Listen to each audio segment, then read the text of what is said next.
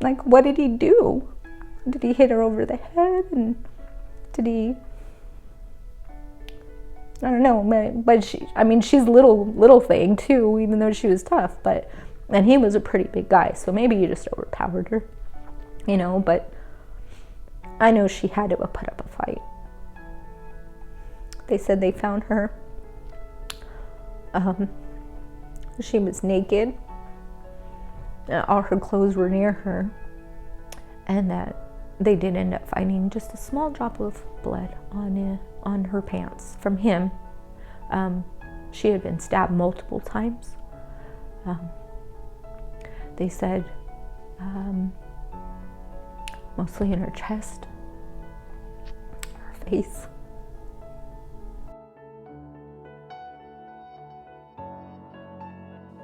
On November 29, 1992, officers from the Colton Police Department responded to the railroad tracks off Pepper Avenue and the 10 freeway in Colton to investigate the report of a dead body. When the officers arrived on the scene, they found the body of Rita Brisbane brutally murdered and discarded. When Rita's body was found, there were no strong leads, evidence, or witnesses leading law enforcement to immediately identify a killer. And this left Rose, Rita's sister, and the entire family wondering what happened to Rita. Memories I do have with her are amazing. She was a good person. She had her faults, like we all do. She had her vices, her demons, and we all do. But that didn't stop her from being good to people that really deserved it, and everybody loved her. She was just infectious. Like, her laugh was hilarious, and everybody just loved her. Though Rose fondly remembers these happy times, they weren't always easy. She did wrong sometimes, and got herself in trouble and made wrong decisions.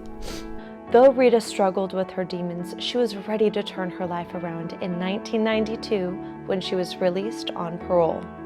I remember overhearing my mom talking to her and saying, well, if you come down here and you stay with us, there's not going to be any more of this drinking and partying, and you're going to have to get a job, and you need it, and so I guess what the plan was, come down here away from all the BS up there, all the friends, all the bad influences or whatever, and come down here, and we'll help you get on your feet, we'll get you a car, we'll, get you set up. Margaret, Rita's mother, wanted to help Rita get her life back on track, but unfortunately it just didn't pan out that way, and Rita found herself back out on the streets in October of 1992. I don't remember what led up to it, but again, my mom and her had it out, and she wasn't allowed over. And I remember talking to her on the phone and telling her, just come over. Just come over. Mom, she'll get over it. Like, just come over, you'll be fine, it'll go back to normal, and she did. She's like, okay, well, I'll go over in a couple hours. I'll be there. And, I said, okay, good. Can't wait to see you. Good. Never saw her. Never saw her again. Shortly after Rita's body was found, 17-year-old Rose was called up to the principal's office. Rose immediately knew something was wrong. So then I was at school, because I was only 17 when it happened. I was at school and in class, and I got called up to the office, and first thing you think is, oh no, what did I do? I'm in trouble, what's going on? And my Aunt Rosie was there. I could tell she had been crying and she was upset, and I said, what's wrong? And we were walking out to the car, and she's like, well, I'm sorry to tell you, Miha, but they found Rita. And what do you mean they found her? And she said they found her. They found her body, and she's gone. Got closer to the car, and when I looked, my dad was in the driver's seat, my mom was in the passenger seat, and she was just wailing, just crying and sobbing. And as soon as I saw her, that's when I lost it, because then it was like the reality kicked in. At the time, there were no strong leads into Rita's murder. However, investigators found a blood droplet on one of her pant legs that possibly could identify who her killer was. When the blood drop was entered into evidence, the cold case unit of the San Bernardino County Sheriff's Department did not receive a hit on the sample. Evidence was resubmitted in December of 2019 and January of 2020. However, there was no hits and the case still remained unsolved. I was always told, because I would be like, Mom, we gotta find out who did this. Like, why are they gonna get away with it? I was so mad, you know, I'm like, how are we not gonna find out who did this?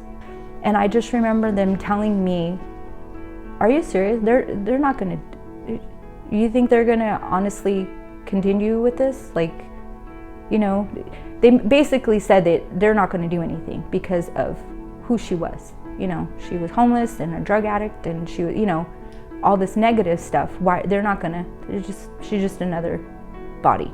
That's what I always believed, and it kind of made me angry.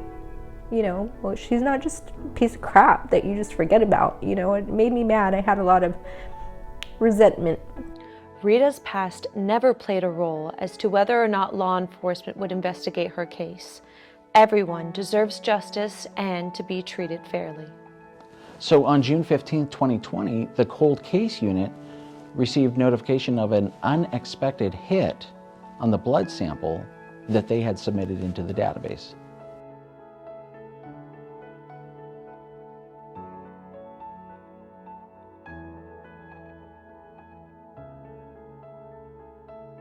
We were at home and got the phone call, and my sister's not one to be on the phone. Somebody's gonna be calling you because they found Rita's killer. And I said, what? I was laying down on the couch because we were all just hanging out, and I just like stood up and was like, are you kidding me?